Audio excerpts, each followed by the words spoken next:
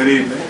First of all, I'd like to congratulate you on this, what you're trying to do. Not what you're trying to do, what you're doing. You know, and I'm gonna sit there and I'm gonna tell you, I'm a little older than a lot of y'all in here. Y'all gonna be my sons and my daughters. I know I look young. I hate to say that, but it's true. Now, coming from my perspective, from somebody 50 plus, and I'm listening to, I'm thinking about the solution. What are we gonna do about this situation? Because this is not a new situation, obviously. It's been going on forever.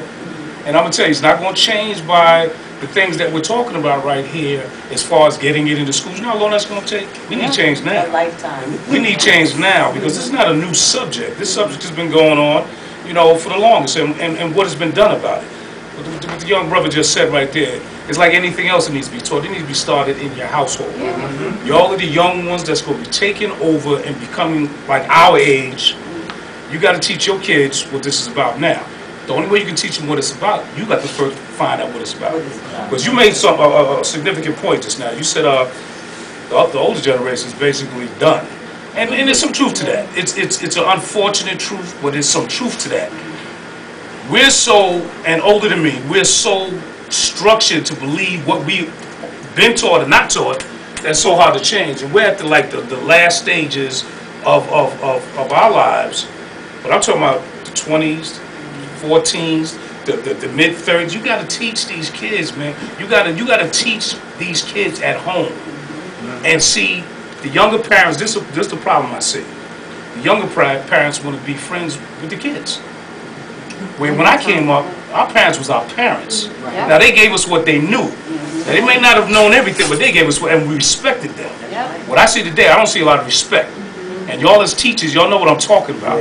Y'all work with these kids each and every day. You feel what I'm saying? So how do we get to the young men? Because it starts with the men. You know, no disrespect to the ladies, it starts with the men. How do we get our young men to start understanding that a Spanish brother and a black brother is the same thing, or a white brother and a Spanish is the same? How do we do that? Without being and having to join gangs and all these different things to show that you're down with somebody. Because once you become down with that, then you believe in what they believe in. So if they're believing in a misbelief system, then it's going to continue. It's time. I think men have to stand up and be men. No doubt. First and foremost. You can't have boys teaching boys how to be men. That's not going to happen. Men have to stand up and take that role. Huh? What we're talking about is time. It's time. It is time. Think about it. One of the biggest things that a lot of people aren't talking about in terms of parenthood is the fact that a lot of parents are running to work to get stuff for their kids as opposed to realizing that the time that they spend is invested in that kid, and the benefit of it is a kid that's well-rounded and sociable and able to articulate themselves and relate to people. When you don't invest that time, that's when they go to the games. That's when they go and get pregnant at 16. That's when they go. Like when you don't invest time, the kids have there was a saying that came up. My mom's from South Carolina. She used to, my grandmother used to say, idle time is the devil's workshop. Well, these kids have idle time because their parents are at work. It's not just like the welfare queens and the dudes who are in jail. It's like there's some working parents who they're so busy trying to put their kid in private school, trying to save for a college fund. They're trying to put Jordans on the kids' feet, not because they're materialistic, but because they didn't have it. And it's like all of these things that are well-intentioned, but when your kid doesn't get time, like I'm telling you, that's one of the worst. I find the toughest dudes. I teach high school. The toughest kids, man. They come, and you can see that there's a distance between them and their mom because their mom is so busy working as opposed to spending time. And dad is somewhere, God knows where. So I agree with you. Men aren't standing up, and the community isn't spending time with young people. We expected everyone, like they expect me to do it as a teacher, and I as a teacher expect their parents to do it. The parents to expect the aunties and the cousins, and here you got this kid that's bouncing around like a pinball, and then when you sit him down in a classroom and he can't sit still, you wonder why. He's been bounced everywhere.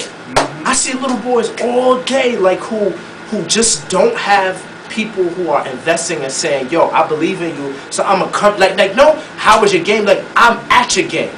You know what I'm saying? No, like, you know, I'm at your house. I'm visiting you. I'm watching a movie. I watched this movie with you.